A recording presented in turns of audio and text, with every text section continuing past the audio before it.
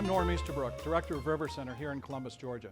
Together, we are making great progress in getting COVID behind us, and we are eagerly planning on how to restart the arts in Columbus, Georgia. You are important to our success, and you can help us get started even sooner. I join with my colleagues here and across the country and throughout the arts and entertainment community in encouraging you to please take care of yourselves and others by getting vaccinated as soon as you possibly can.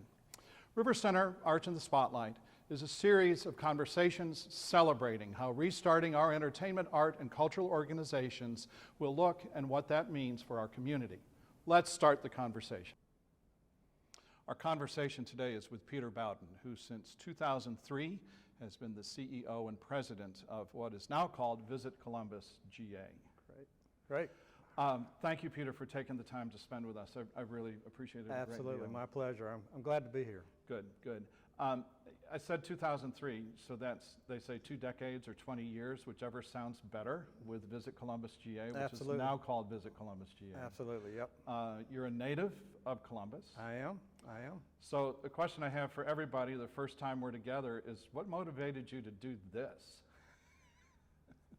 It's really interesting. I spent the first part of my career doing a variety of things, freelance copywriting, film writing.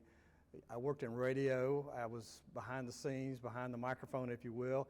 And then we were in a meeting planning an event on the Riverwalk for the rededication of the Riverwalk.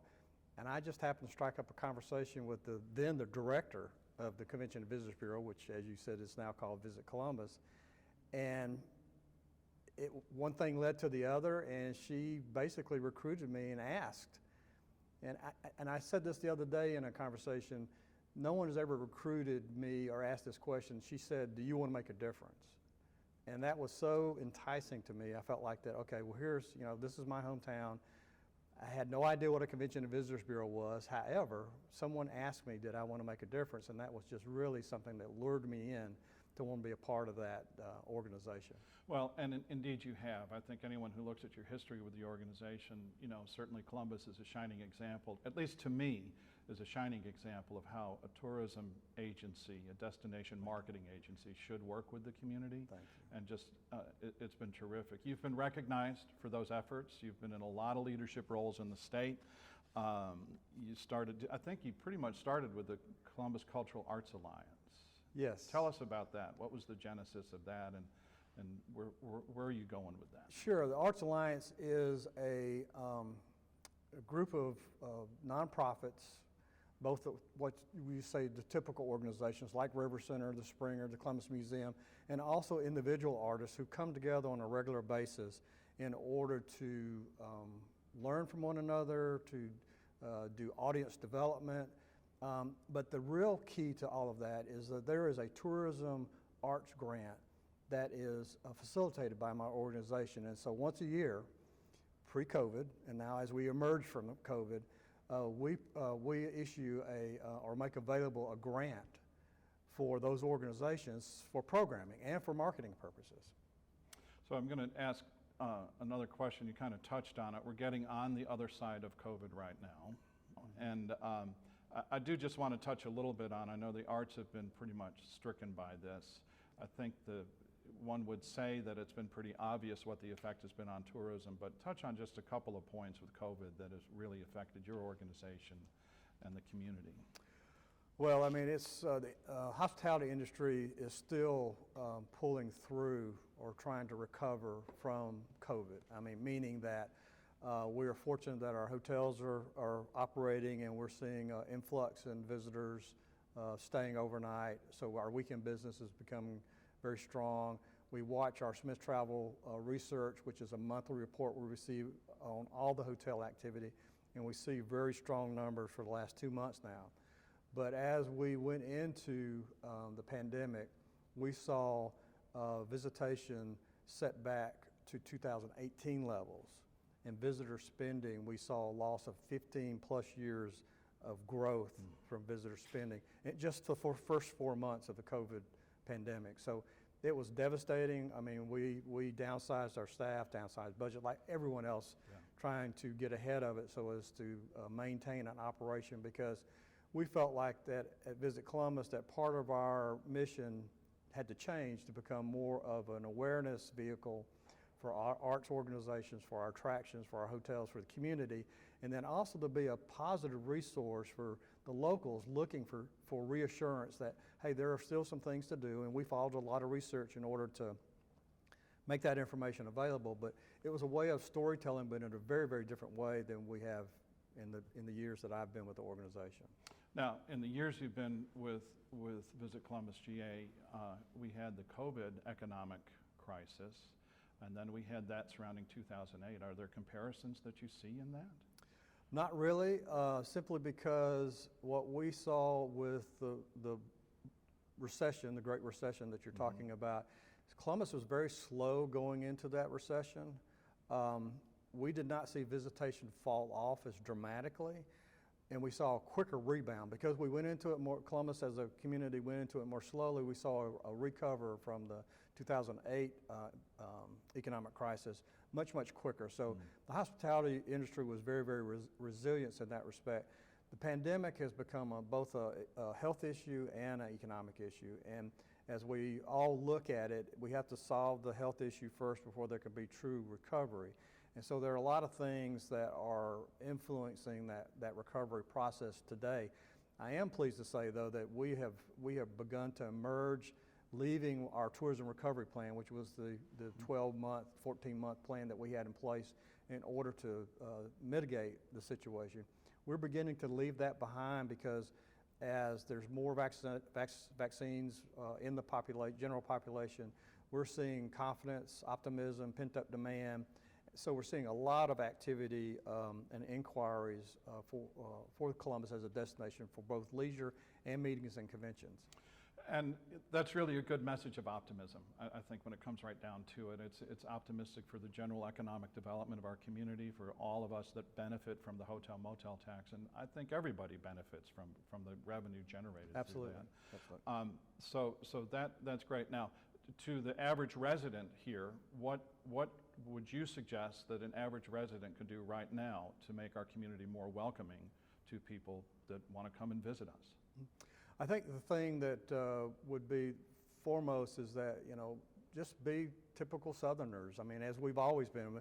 It's one of those things that we promote when we're talking to our leisure market as well as to our meetings convention, is that people know people on the street, people say hello. So there is this atmosphere of friendliness and true Southern hospitality in a very positive way. The other aspect of it is that when visitors look for a destination, as we, again, emerge from COVID, is that they feel safe. In other words, if you're in a restaurant or if you're about on the street and you know that there are protocols that have to be followed, the best thing to do is to follow them, as social distancing, wearing a mask, any of those things. It's beginning to relax a little bit, which is exciting. Again, it speaks to the fact there's so much of the vaccine in the general population.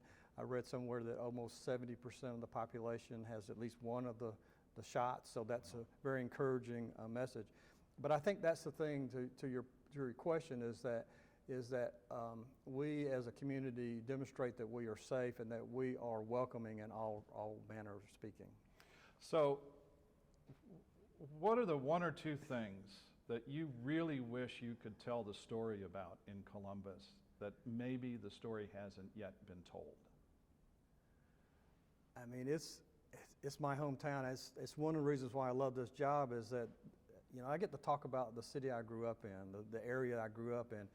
And I know a lot of people say that, what is what is the one thing about Columbus? Well, the thing that sets us apart from many destinations is that we're an us. We have something for anyone's interest, whether it's whitewater, whether it's flat water, whether it's museums. We talked a little bit about the art scene, music, food. We can be so many things to different people. And our campaign of Go All Out is designed around, despite your physical prowess, if you're a people watcher, you can do it here and still have a blast doing it, because you can have craft beer, you can have a great meal at one of our one of, I think, in Georgia's only 2 4-star restaurants here in Columbus. Yeah. So I mean, there's so much variety for people to enjoy about the city that I think that a lot of people just take for granted, because we live here, we take it for granted that everyone knows about it. And so that's one of those things I think that as we all work together and collaborate, and those are the themes that we have pushed for years, and probably even magnified during the pandemic, is that by working together, we can really, really tell that story, amplify that story, so that regardless of what business you're in, what organization you're tied to, that visitor can enjoy that. And then, of course, the local, they become advocates and they can tell that story as well. You're very consumed with your job right now and what has to be done. You've been recognized by the governor for your work. You've been president of Presidential Pathways and I think the state organization, of Georgia Visitors and Convention Bureaus and so on. So really influential in your field.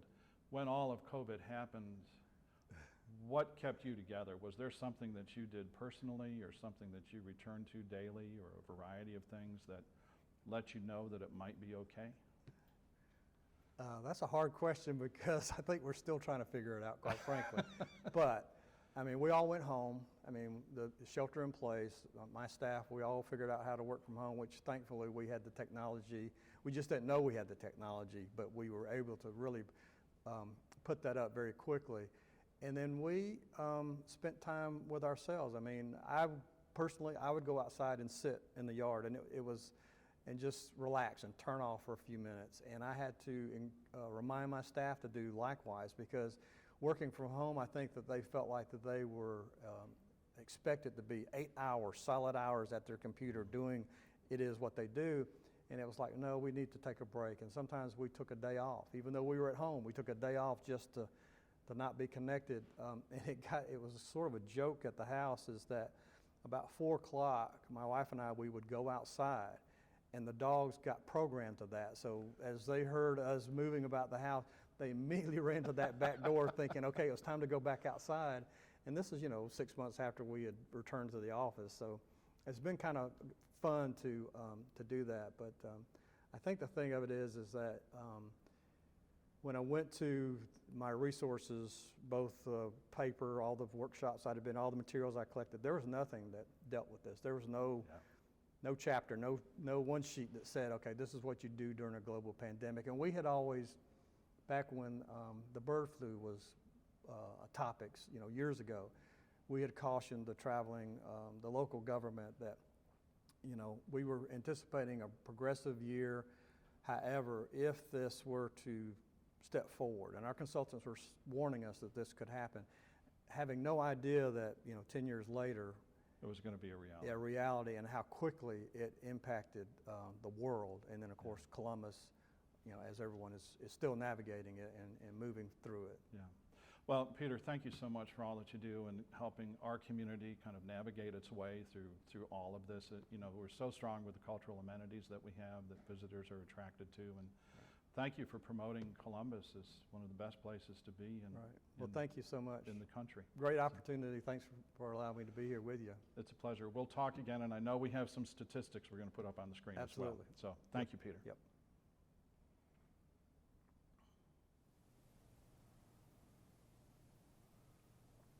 Thank you for joining this RiverCenter Arts in the Spotlight conversation. If you would like to suggest a topic, organization, or individual for us to include in these conversations, please contact us through our website, rivercenter.org. And finally, you are important to us. Please take care and get vaccinated as soon as you can. If we all do our part, we'll be together sooner to celebrate the entertainment, art, and culture that makes and defines Columbus as a great place to live, work, and play. We look forward to continuing these conversations as we restart the arts in our Columbus community.